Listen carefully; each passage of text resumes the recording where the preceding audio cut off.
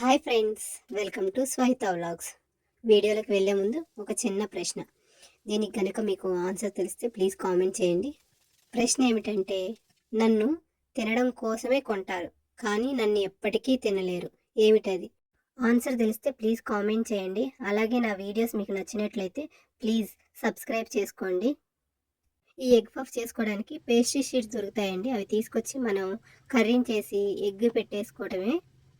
వీటికి కొంచెం oil apply చేసి ఎయిర్ ఫ్రైయర్లో పెట్టేస్తే చాలా బాగా అవుతాయి. ఎక్కువ ఆయిల్ కూడా ఏం తీసుకోవండి. కిడ్స్కి స్నాక్స్కి చాలా బాగుంటాయి. పిల్లలు ఇష్టంగా కూడా తింటారు. ఈ ఒక్కొక్క షీట్కి 6 నుంచి 8 ఎగ్స్ పఫ్ చేసుకోవచ్చు మనము. నేను ఈ ఎగ్ పఫ్ చేస్తూ మా పాపని బుక్ రీడ్ చేయమన్నాను. ఆమె నా దగ్గరికి బుక్ హ్యాండ్ బ్యాగ్ చేసుకొని తీసుకొచ్చిందండి. నేను చూసి చాలా షాక్ అయ్యాను. బుక్ హ్యాండ్ బ్యాగ్ని మీరు ఎప్పుడైనా చూసారా?